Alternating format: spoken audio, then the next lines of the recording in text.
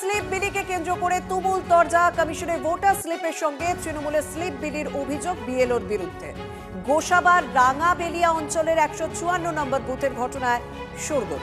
এলাকার এক ভোটারের বাড়ি থেকে ভোটার স্লিপ বিলি করছিলেন বিএলও অসীম মণ্ডল। আর সেই সময় কমিশনের ভোটার স্লিপের পাশাপাশি তৃণমূলের স্লিপও বিলি করা হচ্ছে বলে অভিযোগ তার বিরুদ্ধে।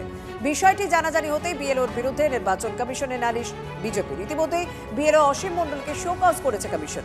তদন্তে দোষী প্রমাণিত হলে বিএলওর বিরুদ্ধে আইনানুগ ব্যবস্থা নেওয়ার আশ্বাস নির্বাচন কমিশনের।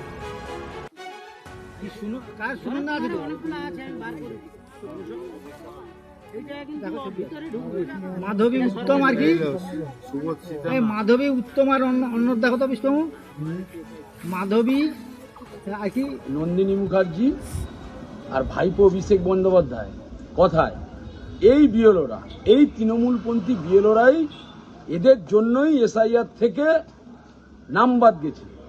আরে এই বিএলওরা তো সব তৃণমূলের গুপ্তচর। এই গুপ্তচর বাহিনী দিয়েই গোটা ওই 2016, 2021 নির্বাচন জিতেছে।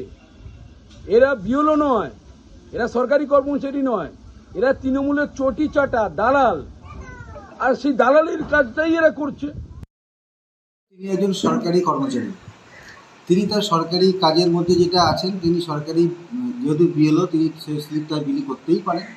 আমি একজন রাজনৈতিক কর্মী, আমার অধিকার আছে যে আমার ভোটার স্লিপ বিলি করার। কিন্তু উনি যেহেতু সরকারি কর্মচারী, তিনি ভোটার স্লিপ পার্টি করেছেন কি করেননি সেটা আমার জানা নেই। তবে তিনি যদি করে থাকেন সেটা সম্পূর্ণ